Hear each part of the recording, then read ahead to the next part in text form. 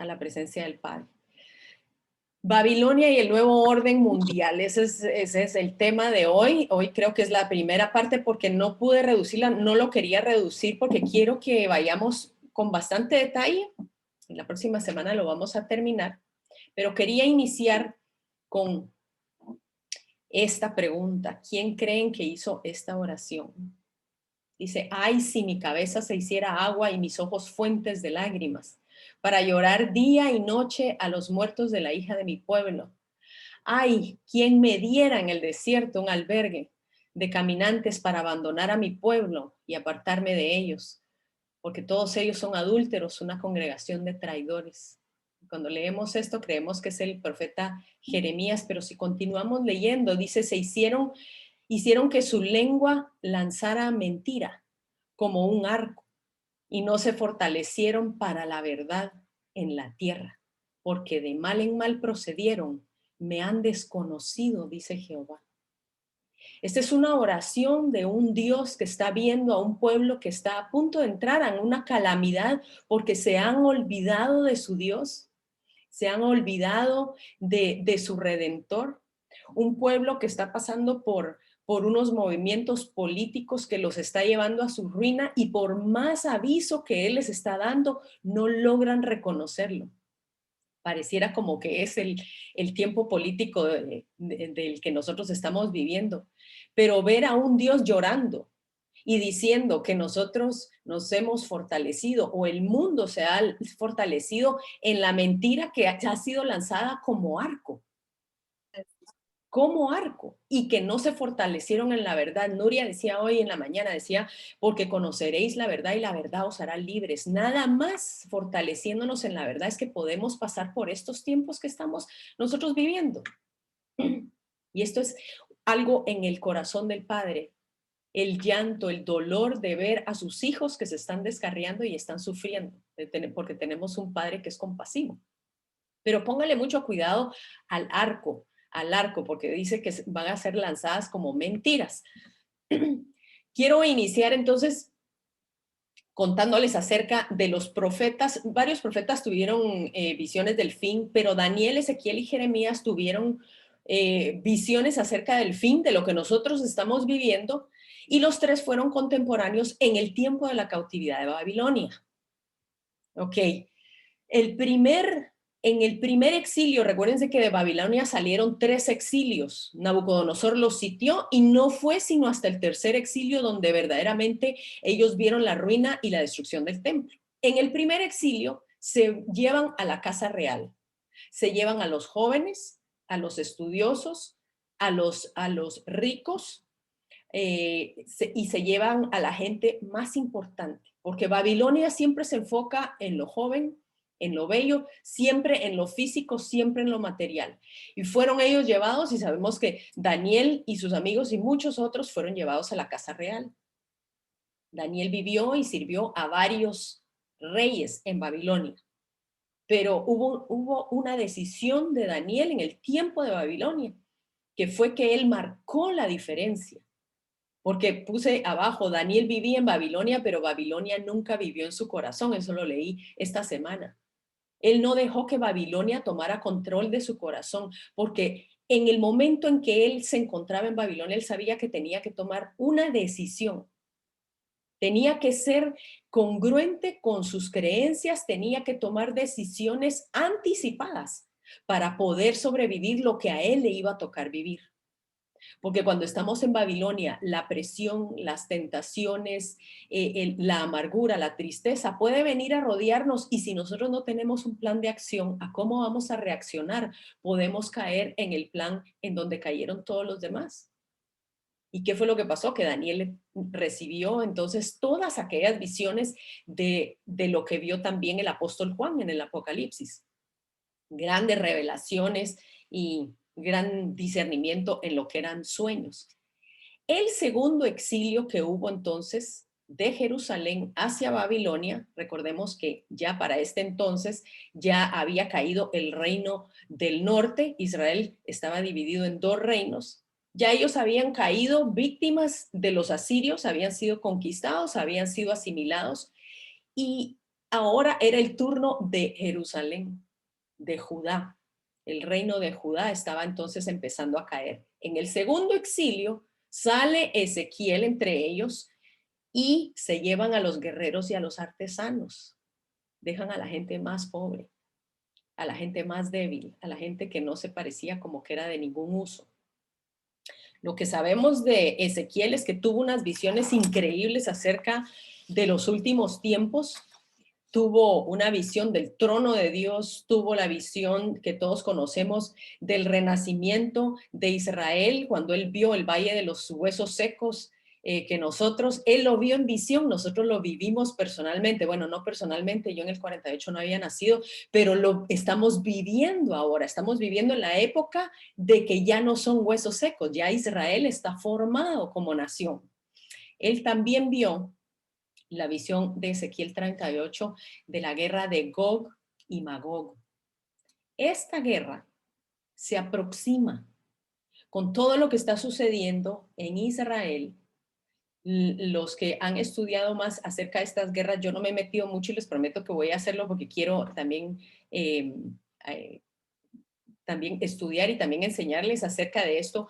Esta es la guerra próxima, que va a traer una guerra que va a traer al anticristo a la puerta para que Israel pueda hacer ese pacto de paz que va a durar muy poco tiempo, que ya lo sabemos y lo hemos hablado. Entonces, Ezequiel tuvo unas visiones del último tiempo tremendo. No es casualidad que Ezequiel, Daniel y Jeremías hayan estado en el tiempo de Babilonia. Y una de las cosas que vio Ezequiel fue el juicio que iba a venir sobre Jerusalén. La gota que rebalsó el vaso, la gota que rebalsó verdaderamente el vaso, fue cuando hubo un sincretismo donde empezó a meterse lo pagano dentro del pueblo, dentro del templo mismo. El Señor lo lleva desde ya cuando él estaba en Babilonia y lo lleva en visiones a ver el templo. Y dice que en el templo lo llevó a la entrada, a la puerta de la casa de Jehová, y dice que él vio a mujeres que estaban ahí sentadas llorando a Tamuz. Llorando a Tamuz. ¿Qué es esto? ¿Pero qué es esta payasada? En el templo mismo de Dios ya había un paganismo, se había infiltrado lo pagano con lo santo y aún así la presencia de Dios todavía estaba en el templo. Y él vio el juicio y cómo el juicio iba a venir. Él clamó por misericordia y luego ese juicio se cumple en el tercer exilio en el tiempo de Jeremías. A todos se llevaron menos a Jeremías y un remanente donde sí estaban los enfermos, los más viejos, los más pobres. Dejan a una Jerusalén sin muros, devastada y sin templo. Lo que Ezequiel vio, lo vivió Jeremías en Jerusalén. Ezequiel y Daniel ya estaban exiliados en Babilonia. Fue algo muy duro porque por eso se le dice a Jeremías el profeta llorón. Porque él vio tanta devastación, él vio tanto paganismo. Y curiosamente estos tres profetas, especialmente Ezequiel y Jeremías, hablaban acerca de los tiempos que iban a venir y de la necesidad de un arrepentimiento del pueblo. Y el pueblo siempre los acusaba y les decía, nunca tenés nada positivo que decir. Yo creo que la noticia de que todavía estamos a tiempo para arrepentirnos y honrar al Señor en nuestras vidas es una gran noticia. Quizá para algunos no, porque quieren seguir en sus caminos, pero la noticia del perdón, del arrepentimiento, es una gran noticia antes de que venga el juicio. Es una oportunidad, es una puerta. Entonces, él experimenta esto y cuando se cuenta esta historia de lo que sucedió antesito de que todo este juicio sucediera, de toda esta caída de Jerusalén, lo vemos en Jeremías 39. Y dice, en el 9º año de Sedequías, este era el rey, perdón, rey de Judá, en el mes 10º vino Nabucodonosor, rey de Babilonia, con todo su ejército contra Jerusalén y la sitiaron. La sitiaron a tal punto que la gente empezó a comerse a sus hijos. Dice, en el 11º año de Sedequías, o sea, un año, imagínense que 2 años la sitiaron. En el mes cuarto, póngale mucha atención al mes cuarto, a los 9 días del mes, se abrió una brecha en el muro de la ciudad. Entraron todos los jefes del rey de Babilonia y acamparon a la puerta del medio. Entonces, ¿qué hace el rey Sedequías? Al verlos, Sedequías, rey de Judá, y todos los hombres de guerra, bien valientes, ¿verdad? Huyeron y salieron de noche de la ciudad por el camino del huerto del rey, por la puerta entre los dos muros, y salió el rey por el camino de Arabá. Esto es un rey que estaba abandonando a su pueblo en medio de ser sitiados, en medio del hambre, y este hombre decide abandonar a su pueblo. Y es lo que estamos viendo con esta agenda socialista que está entrando en el mundo, porque entró fuertemente desde el año pasado. Vemos que son líderes que están abandonando a su pueblo, que buscan el beneficio, que no quieren sufrir y no les importa el sufrimiento de los pueblos a los que ellos han estado liderando. Y entonces a él lo agarran, lógicamente no llegó muy lejos, lo agarran, lo llevan frente a Nabucodonosor, y dice la palabra que degolló el rey de Babilonia a los hijos de Sedequías en presencia de este. Degollan a sus hijos en frente de él, es lo último que él logra ver antes de que le sacaran los ojos, y lo aprisionaron y lo llevaron con grillos a Babilonia, y él muere en Babilonia sin poder ver. Quiere decir que Babilonia viene. Uno es, si ustedes leen el Apocalipsis, ven que cuando empiezan a abrirse los sellos, hay un sello donde se ven la cantidad de gente decapitada, porque lo que se está moviendo es que entra un sistema de gobierno junto con un sistema espiritual religioso, en donde el asesinato, digamos, de moda va a ser nuevamente el degollar a sus víctimas. Una de las cosas que podemos ver como patrones con Babilonia y con el nuevo orden mundial es la falta de visión espiritual de los líderes. La falta de visión de los líderes que no consultan a Dios y que se van creyendo que pueden tomar decisiones sin incluir a Dios. Que eso era Babilonia. Babilonia significa, Babel significa confusión, y es de donde viene Babilonia. Nabucodonosor, el nombre de Nabucodonosor significa, oh Nebo, defiende mi corona. Babilonia siempre va a defender el tener el poder, el tener el control, el tener la corona, pero sabemos que el único que tiene la corona es el Señor Jesucristo. ¿Por qué les dije que pusieran atención al mes cuarto? Porque el mes cuarto, así se le llama en la Biblia, así le llamó el Señor, mes 1, mes 2, mes tercero, pero ya en Babilonia se le pusieron nombres a los meses. Y en el calendario judío queda el nombre en el mes cuarto, el mes de Tamuz. El mes de Tamuz. ¿Qué hace el nombre de un dios babilónico en el calendario hebreo? El calendario hebreo, de acuerdo al calendario hebreo, el mes de Tamuz inicia este viernes, pasado mañana. El viernes 11 de junio inicia el mes de Tamuz. ¿Por qué es importante saber esto? Ok. Porque la primera vez que aparece en la Biblia el mes cuarto, así como se lee, o cuarto mes, que es el mes de Tamuz, hace una referencia a algo que hemos venido hablando que puede que se esté acercando. A los 9 días del cuarto mes, el mes de Tamuz, arreció el hambre en la ciudad, y cuando el pueblo de la tierra no tenía ya nada que comer. Vemos que el mes de Tamuz trae escasez, así como estábamos hablando acerca del tercer y cuarto jinete la semana pasada, que esta es una de las cosas que vamos a ver en paralelo con una Babilonia que está empezando a levantarse. Vemos ya noticias de bancos en Alemania donde están prediciendo ya una economía no sustentable, una economía que va a superar los niveles de inflación de toda la historia.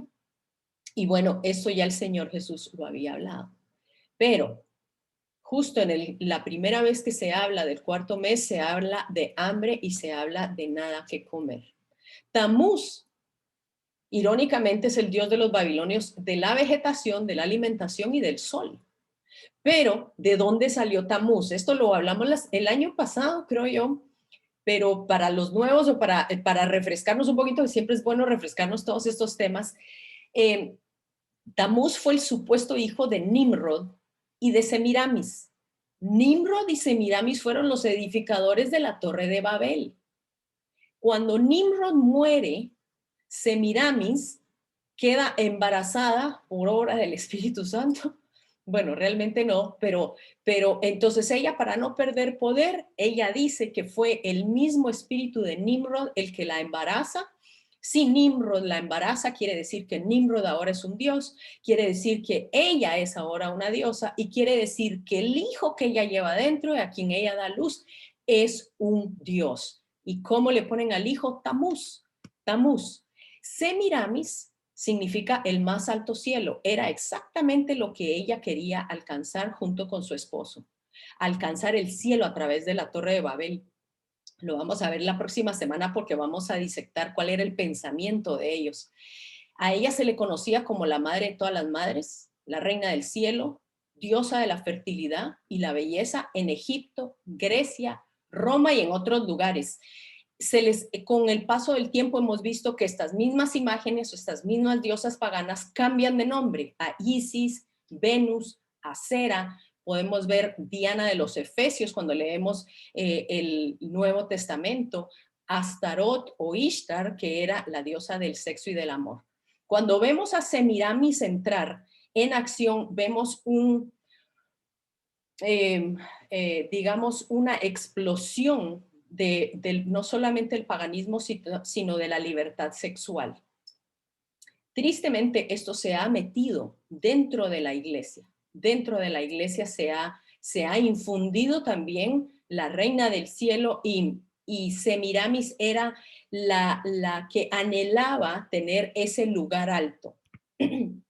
Nimrod, entonces, si nosotros analizamos la vida de Nimrod, es el primer gobierno globalista, socialista, la primera dictadura sobre el mundo después de Noé. Nimrod tenía todo pensado, vamos a unificar las fuerzas, vamos a hacer una sola torre, vamos a unir todas las finanzas, vamos todos a unir la educación, vamos a desechar a Dios y vamos a llegar hasta el cielo para destronarlo. Ese era el pensamiento de Nimrod. Sabemos que en los gobiernos globalistas que ahorita se están formando, esa es la idea, desechar a Dios, sacar a Dios de la ecuación y hacernos un solo gobierno, una sola moneda, una sola economía, un solo país sin fronteras. Esa era la idea de Nimrod. A Nimrod, imagínense, mire lo que significa Nimrod. Valiente, rebelión, poderoso cazador.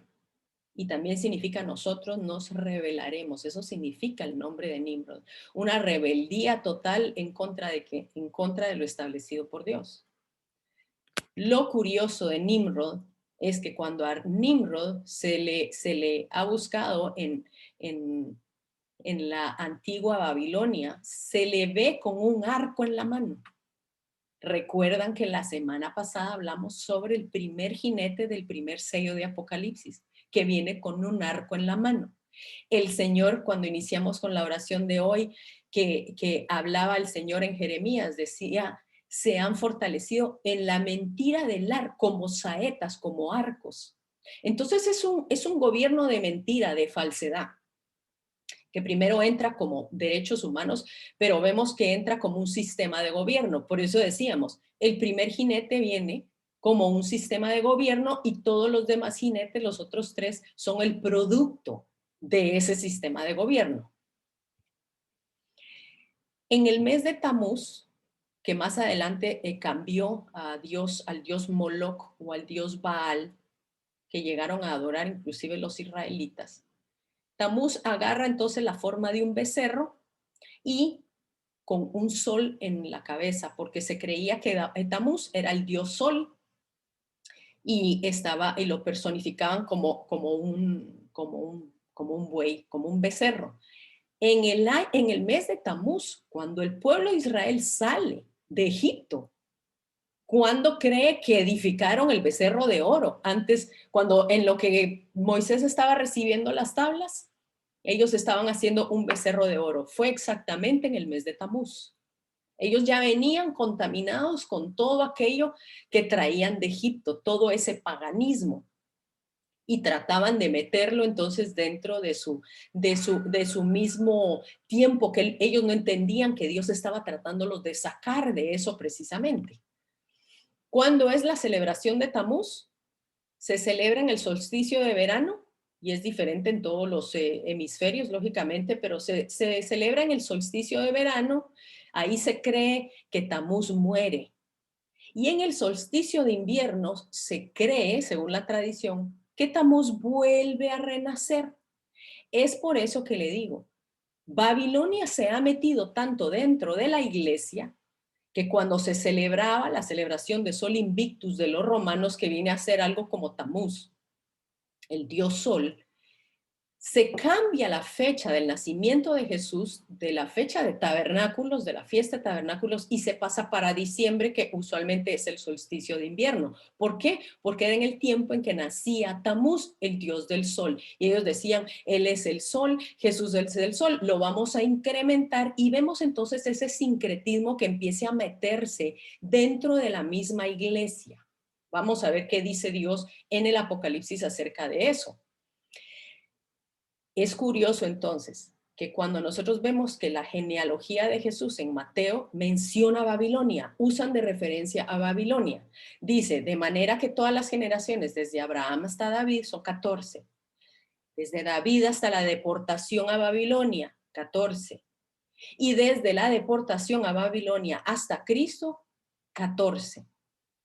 Esto me hace pensar a mí que Babilonia va a tener un papel importante también para la venida de Cristo. Babilonia va a jugar un gran papel. Por eso es que quise llamar Babilonia y el nuevo orden mundial. En Primera de Pedro, mire qué curioso, Primera de Pedro, el apóstol manda un saludo y dice, la iglesia que está en Babilonia, elegida juntamente con vosotros, y Marcos, mi hijo, os saludan. Pero Babilonia es Irak, el actual Irak. Babilonia no se dice nada, pudo haber visitado, ¿por qué no? El apóstol Pablo y el apóstol Pedro pudieron haber visitado Babilonia, pudieron haber visitado Irak, pero la Biblia no lo dice.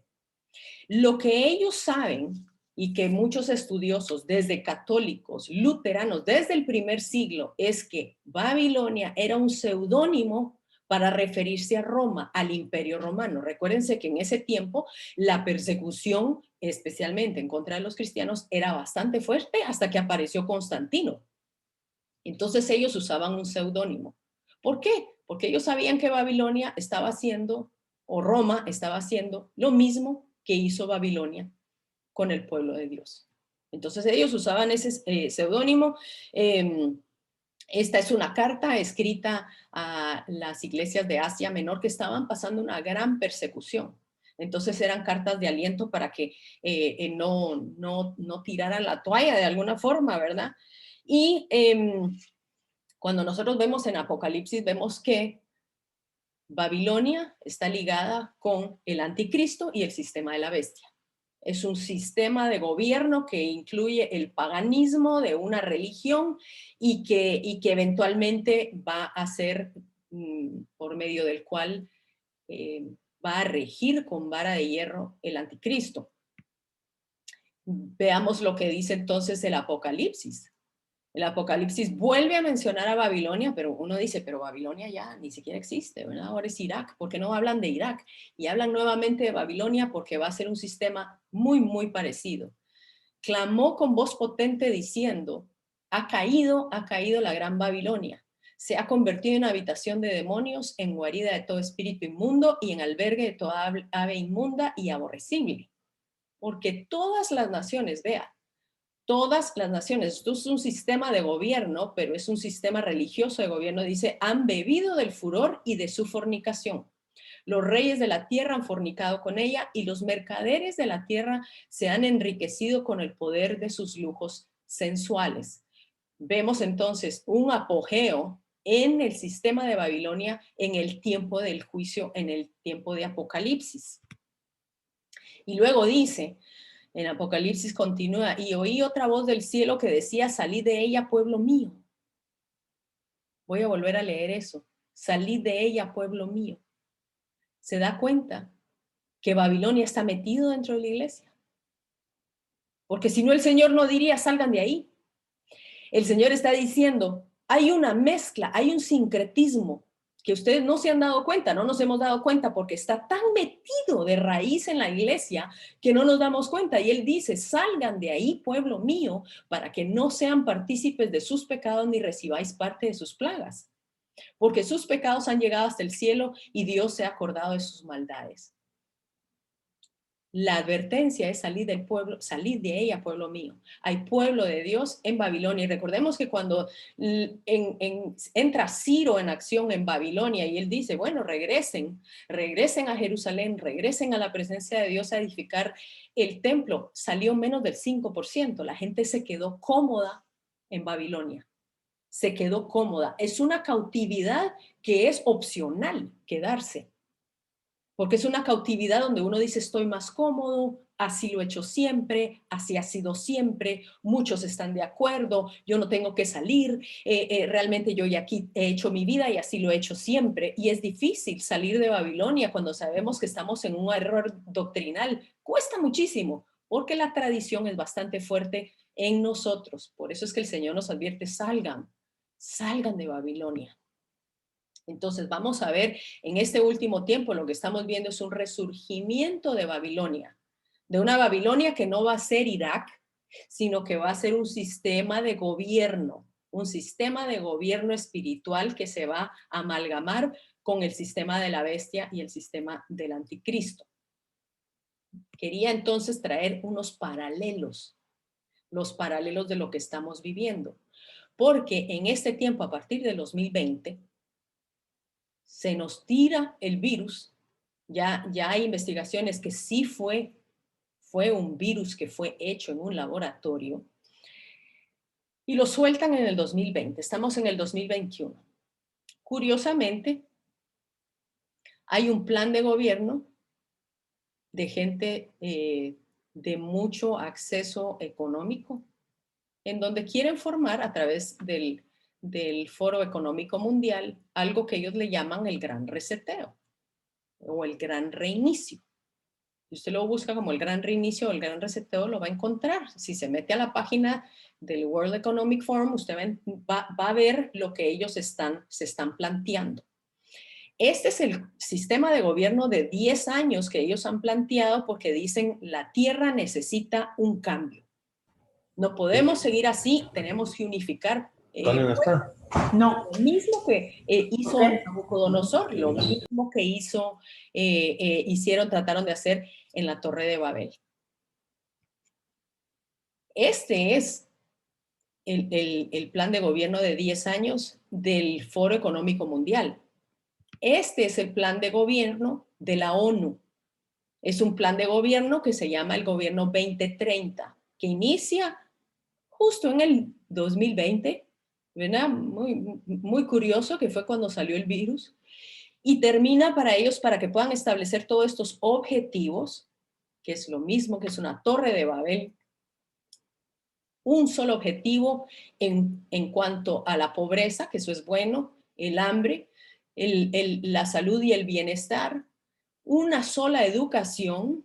Van a empezar, y ya se empezó, a meter un solo pensamiento de educación, igualdad de género, vamos a ver qué significa todo eso, y bueno, vemos justicia en instituciones sólidas en el 16, vemos una acción por el clima, vemos reducción de las desigualdades. Eso parecen ser títulos que suenan muy buenos, pero vienen con un tiquete de un precio bastante alto. Esos son uno de los paralelos que vemos con Babilonia.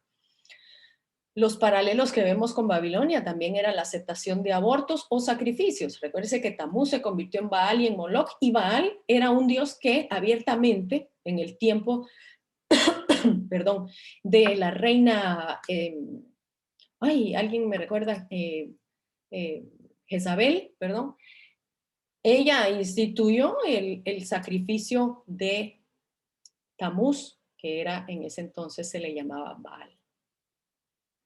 La aceptación de los abortos ha sido impresionante. Esa es la línea, ese es el precio que cualquier nación que quiera dinero o ayuda de ya sea de la ONU, ya sea de parte de Estados Unidos, tiene que aceptar estos lineamientos. Uno es aceptar el aborto. Recordemos que en el tiempo de Baal y de Astarot o de Ishtar, que era su complemento, lo que se promovía era la prostitución.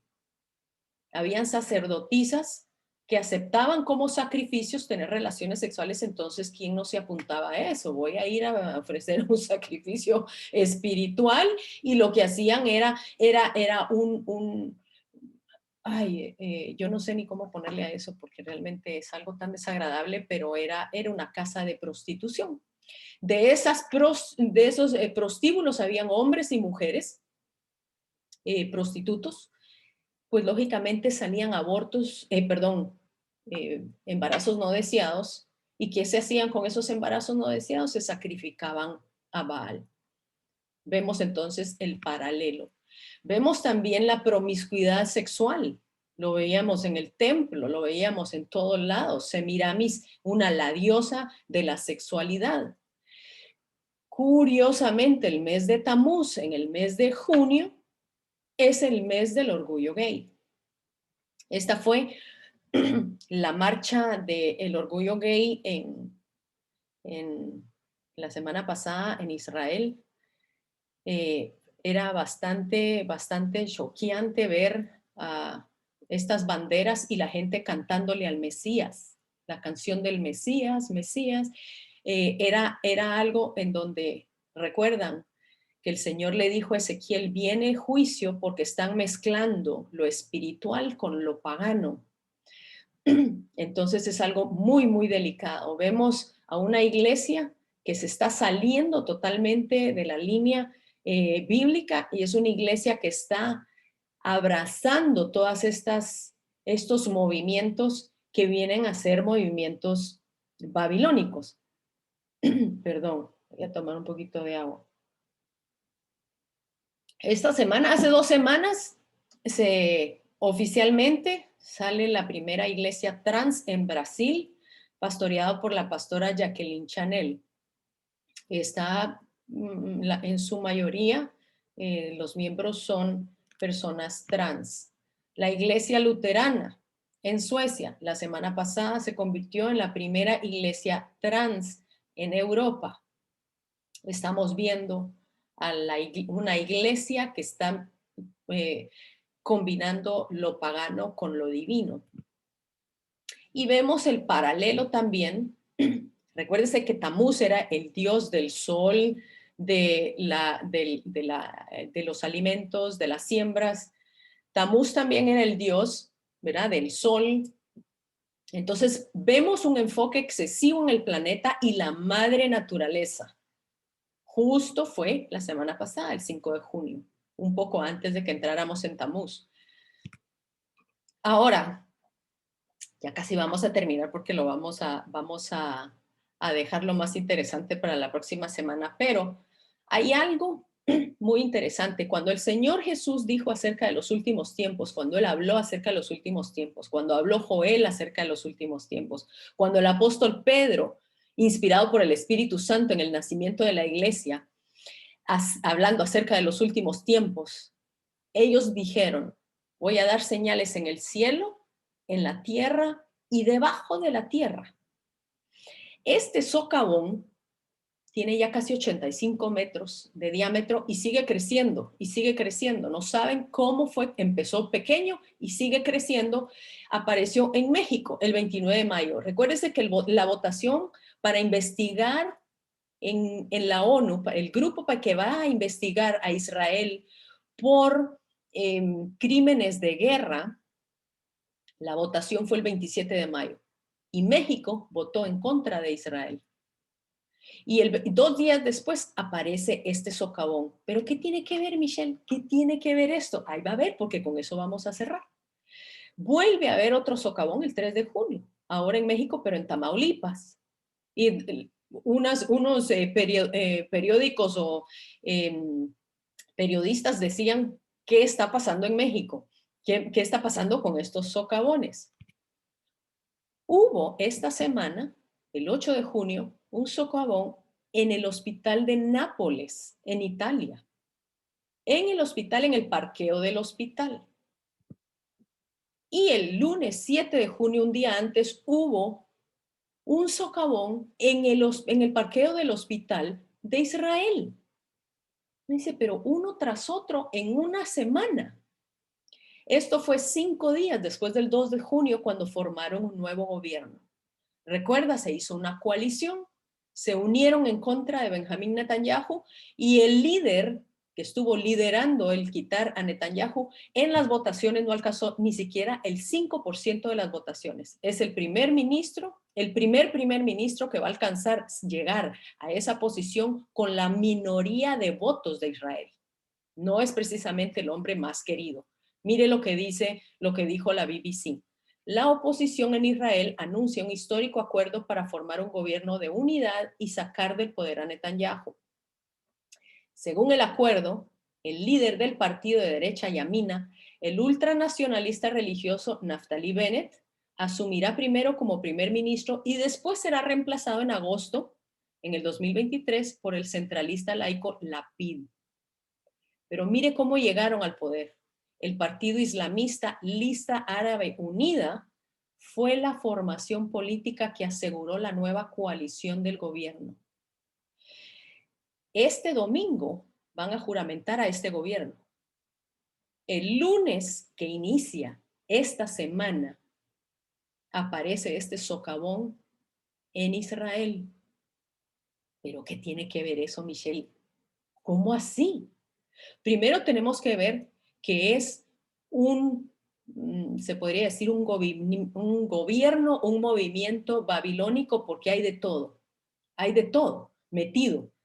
Y el partido islamista que ha tenido, se le ha relacionado o que se relaciona con la hermandad islámica o la Muslim Brotherhood, que es un grupo terrorista nefasto, como Hamas, ellos fueron los que les dieron el último voto para poder llegar al gobierno.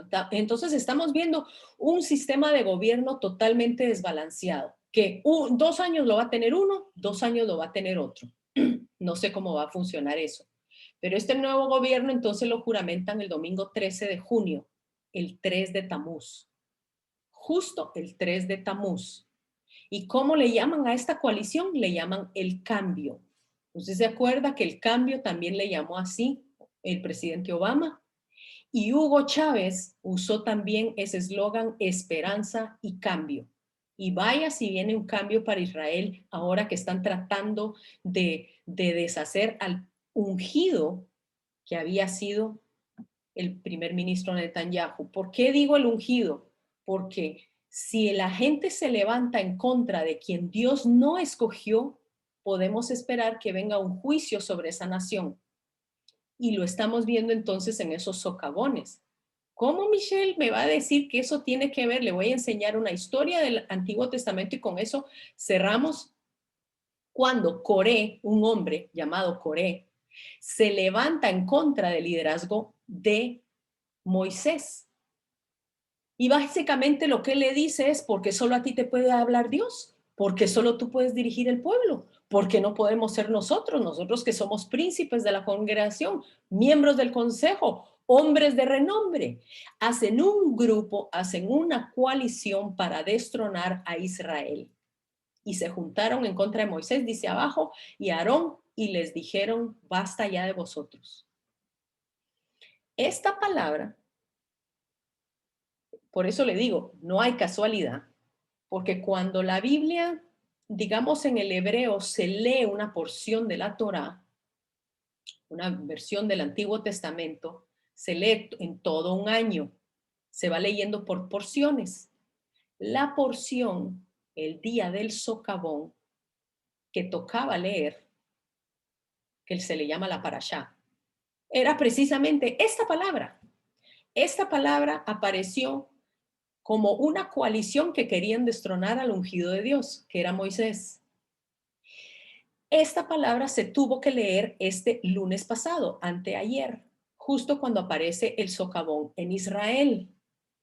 Y mire lo que sucede con los hijos de Coré y con el grupo que se había levantado en contra de Moisés.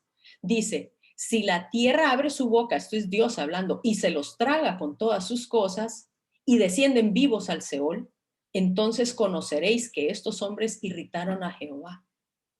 Aconteció que cuando terminó de decir estas palabras, se abrió la tierra que estaba debajo de ellos, abrió la tierra su boca y se los tragó a ellos, a sus casas, a todos sus hombres, los hombres de Coré y a todos sus bienes. ¿Qué es lo que está diciendo Dios?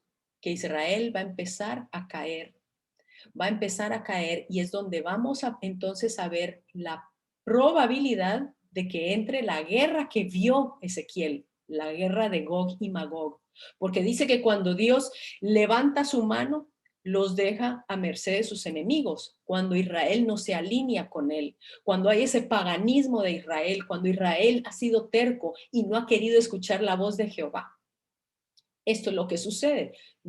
Lo que el Señor estaba diciendo es lo mismo que sucedió con Coré. Probablemente puede que vaya a vivirlo Israel. No es que se van a abrir todos estos hoyos en la tierra y se los va a tragar. Lo que está diciendo el Señor es, traigo un juicio porque se han levantado en contra del gobierno que yo escogí. Y vemos un patrón, lo mismo, están censurándolos en las redes sociales, cualquiera que se levanta a favor del primer ministro de Netanyahu está siendo bloqueado de las redes y bueno, el mismo patrón que vimos en Estados Unidos. Lo curioso es que un día antes del inicio de Tamuz, que es este viernes, hay un eclipse el día de mañana, un eclipse de fuego. Ya con esto voy a cerrar porque los voy a dejar en suspenso. Este eclipse de fuego siempre apunta a guerra, siempre. El eclipse es mañana, por la mañana. No se va a ver en todo el hemisferio, pero se va a ver en Estados Unidos y se va a ver en otras partes. Pero es justo, mire, justo el día antes del 1 de Tamuz. ¿Quién era Tamuz? El dios del sol, el dios babilónico. Hay un eclipse y cuando usted piensa, digamos, porque se va a ver por diferentes lugares, pero no en todos los lugares se va a ver el anillo completo del eclipse. Cuando nosotros decimos, bueno, si podríamos decir Sodoma y Gomorra o podríamos decir Babilonia de algún estado de Estados Unidos, a mí se me vienen dos estados, que es Los Ángeles y es Nueva York, porque hay demasiada promiscuidad y Dios simplemente no se menciona en esos estados. Mire en RT América, que es un noticiero secular, cómo describieron que iba a verse este eclipse solar. Dice, en América del Norte podrá disfrutar de un eclipse solar en Nueva York, que en Nueva York como unos cuernos rojos del diablo. Se espera que con los cielos despejados desde Nueva York será posible observar al amanecer algo que se parece a los cuernos rojos del diablo, es decir, los dos extremos de un sol en forma de una cara sonriente. Esto es algo total, este es un reportaje totalmente secular. Entonces, ¿qué es lo que nos está apuntando Dios? Y con eso vamos a cerrar. Yo creo que el Señor está apuntándonos y hablando, voy a dar señales en el cielo, en la tierra y debajo de la tierra. Él lo dijo. No es que nos vamos a volver astrólogos y vamos a estar buscando adivinos y encantadores. La palabra es cierta y la palabra ya se dijo.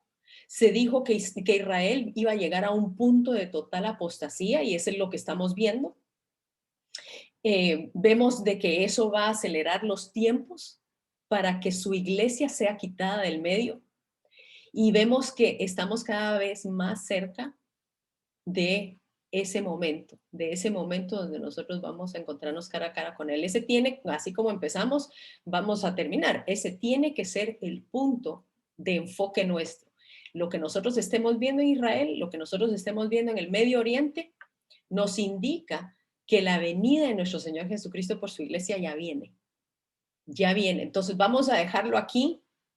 Lo vamos a continuar la segunda parte la próxima semana. Vamos a ver lo que Ezequiel vio, lo que él vio dentro del templo que nos apunta al arrebatamiento de la iglesia. Y vamos a ver también parte de lo que vio Daniel y lo que vio Juan, si Dios lo permite. Nos estamos reuniendo aquí el próximo miércoles. Que Dios los bendiga, no dejen el cerebro en la puerta y esperamos vernos entonces la próxima semana.